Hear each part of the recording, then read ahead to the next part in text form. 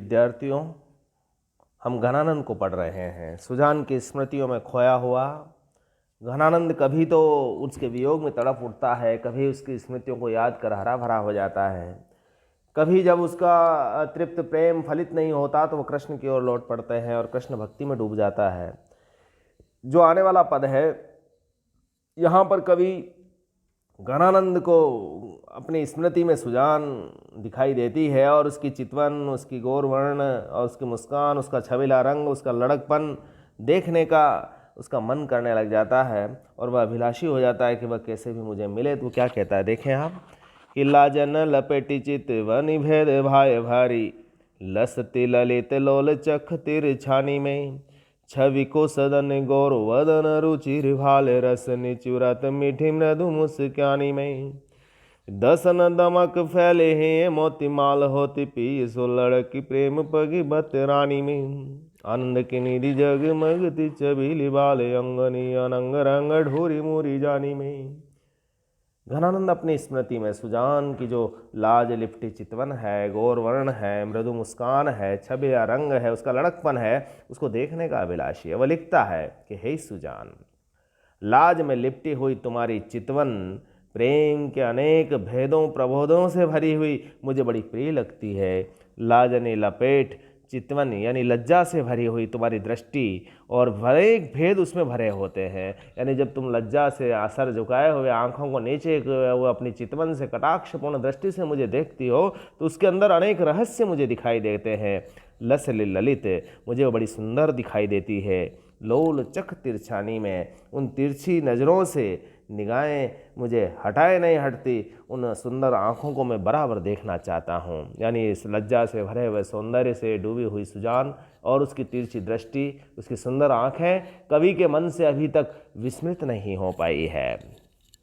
कवि आगे कहता है कि छवि को सदन गौर वदन रुचिर भाल, छवि का सदन है तुम्हारा ये गौरवर्णी वदन है, जो गौर मुखड़ा है वह साक्षात सौंदर्य का एक सदन है। रुचिर भाल तुम्हारा सुंदर मस्तक और उसके साथ साथ रस से निचरी हुई मीठी और कोमल मुस्कान, यानी तुम्हारी जो मुस्कान है वो मीठी है, मृदु है, कोमल है, रस से निचुड़ी हुई यानी रस से भरी हुई है। तुम्हारा सुंदर मस्तिष्क है, तुम्हारा सुंदर मस्तक है, तुम्हारा गौर मुखड़ा है, ये साक्षात छवि का सौंदर्य है। यानी तुम्हारा मस्तक, तुम्हारा मुख मुझे मधुर मुस्कान में रस निचुड़ता सा जान पड़ता है और तुम जब मीठी मृदु मुस्कान से धीमे धीमे मुस्कुराती हो तो ऐसा लगता है कि जैसे किसी फूल से रस निचुड़ करके बह रहा हो। आगे क्या कहते हैं वो, दसन दमक फैली ही ये माल माल होती, पिए सो लड़की प्रेम पगी बात रानी में, आनंद की निधि जगमगती छबीली बाले अंगनी अनंग रंग ढूरी मुरी जानी में। तो है सुजान, तुम्हारे उज्जवल दांतों की चमक दमक, हृदय पर फैली हुई शोभित मोतीमाला मुझे लड़कपन दर्शाते हुए प्रेम में भीगी बातें करना आज भी मुझे याद है। दसन दमक तुम्हारे दांतों की चमक जो है वो कांति है और हृदय पर जो फैली हुई मालियों की मोतियों की माला है उसका सुकांति है, उसकी चमक है। और प्रिय सो लड़की तुम्हारे प्रिय में प्रेम में की जो लड़कपन की जो प्रेम की बातें हैं वो मुझे अभी भी याद है, मैं उन्हें भूल नहीं पाया हूँ। आनंद की निधि जगमगती छबीली वाल अंगनी अनंग रंग ढोरी मुरी जानी में, और मुझे बार बार वो रिझाती है, हे आनंद निधि सुजान, तुम आनंददाता हो, तुम्हारा जगमगाता छबीला सौंदर्य मुझे आज भी आनंद देता है।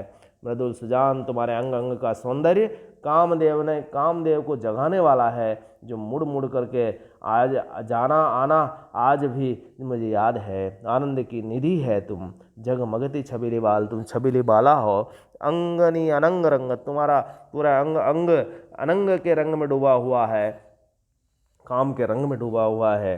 ढूरी मुरी जानी में मुड़ मुड़ कर मेरे को जब देखती है तो मेरे अंग अंग में सिहरन सी दौड़ जाती है, मेरा अंग अंग ढुलमुल बनकर इसी काम में डूब जाता है। भावार्थ क्या है इस पद का? सुजान को सुजान की जो लपेटी तिरछी चितवन, गौरवर्ण से भरा यौवन, सुंदर उसका मस्तिष्क, मीठी मुस्कान, दांतों की दमक, सुजान का हृदय पर मोतियों की माला, लड़कपन के साथ प्रेम भीगी बातें और अंग अंग की सुंदरता उस घनानंद को आज भी याद है। और यही याद करके वह उसके प्रेम में निमग्न हो जाता है, वह डूब जाता है। प्रेमी कवि को यह आज भी स्वप्नवत नहीं बल्कि यथार्थ लगता है, क्योंकि सुजान से बिछुड़ने को कवि सत्य मानता ही नहीं है। तो इस पद में आपने देखा कि सुजान के जो सौंदर्य चित्रांकन में बड़े सुंदर अनुभाव आलम्बन स्वरूप वर्णित हुए, जैसे वही चितवन से देखना, रुचिर भाल, मीठी मुस्कान वगैरह वगैरह। इसी तरह से वियोग श्रृंगार में जो स्मरण, गुण कथन, अभिलाषा, व्याधि, विषाद जो संचारी भाव है वो यहाँ पर प्रकट हुए हैं और सघन प्रेम अनुभूति की सूचना देते हैं। लाक्षणिक पदों का भी यहाँ पर वर्णन हुआ है। साहित्यिक ब्रज भाषा में माधुरी गुण से युक्त कोमलकांत पदावली है। पूरे पद में स्मृति अलंकार दिखाई दे रहा है। कवित्व छंद और ब्रज भाषा के साथ बड़ा लाक्षणिक सौंदर्य से युक्त यह पद आप देख रहे हैं। आपके पाठ्यक्रम का अंतिम पद जो मैं पढ़ने जा रहा हूँ, यहाँ पर भी घनानंद की वही स्थिति है कि वह उसकी स्मृतियों को याद करता है और अपनी सुधि को स्मृति में लाता हुआ कहता है कि प्रिय की स्मृति ही उसे बार बार बेसुध कर देती है।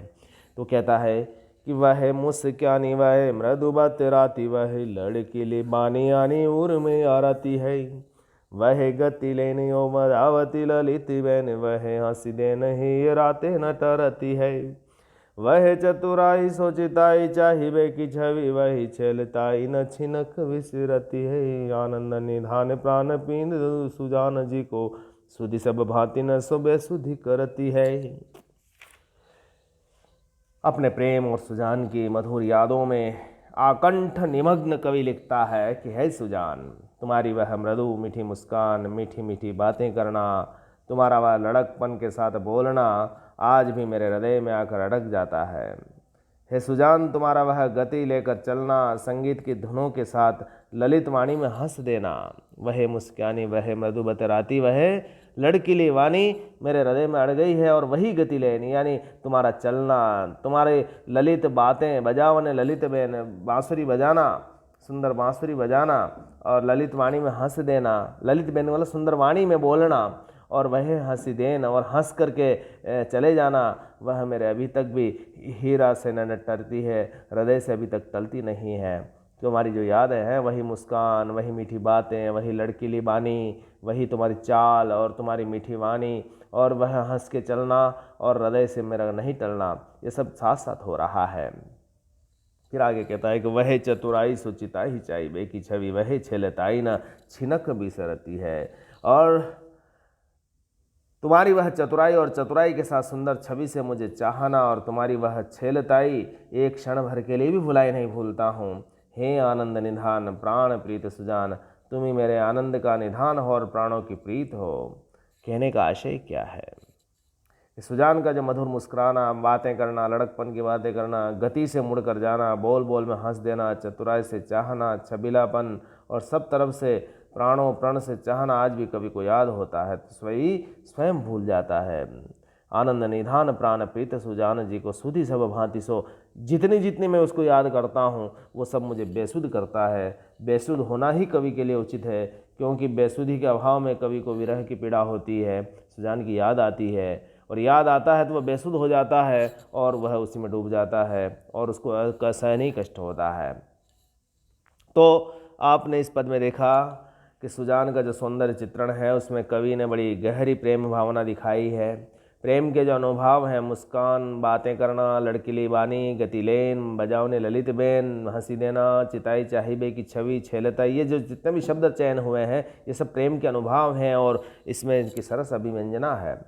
स्मृति, अभिलाषा, व्याधि, व्यथा, गुण कथन, जड़ता, ये सारे संचारी भाव यहाँ पर गंभीरता से देखे जा सकते हैं। लाक्षणिक प्रयोगों से अनुभव बड़े यहाँ पर विशिष्ट बन गए हैं। विरहजन्य प्रेम की जो विलक्षणता है, इसीलिए कवि घनानंद प्रेम के पपीहा कवि कहलाते हैं कि किस तरह से उन्होंने अनुभूत पीड़ा को व्यक्त किया है। संपूर्ण पद में स्मृति और अनुप्रास अलंकार दिखाई दे रहा है। यह पद कवित्व छंद में रचा हुआ है और ब्रज भाषा के मधुरिमा के साथ आया है। तो आपने घनानंद को पूरा देखा, घनानंद की कविताओं को देखा, तो एक इसमें से स्पष्ट बात ये निकल करके आती है कि घनानंद ने किस तरह से सुजान को प्रेम किया और किस तरह से अपनी पीड़ा को व्यक्त किया। और घनानंद की जो विरह का जो भाव है वह विरह अत्यधिक चित्रमय है, लाक्षणिक है, बिंबमय है, साहित्यिक माधुर्य से भरा हुआ है, कोमलकांत पदावलियों से भरा हुआ है, सामासिक गूढ़ार्थ है और अप्रतिम उसकी भाषा है। ऐसा लगता है कि कवि ने जो हृदय से निकली हुई आवाज़ है, इसलिए रिक्ति मुक्त काव्यधारा में उसका स्थान अमर है। घनानंद की कविता के लिए इसीलिए ब्रजनाथ ने कहा था कि ने ही महाब्रजभाषा प्रवीण सुंदरता निभेद को जाने, यानी घनानंद को पढ़ने के पहले कवि को सारा ज्ञान होना चाहिए, अन्यथा वह उसको नहीं समझ पाएगा।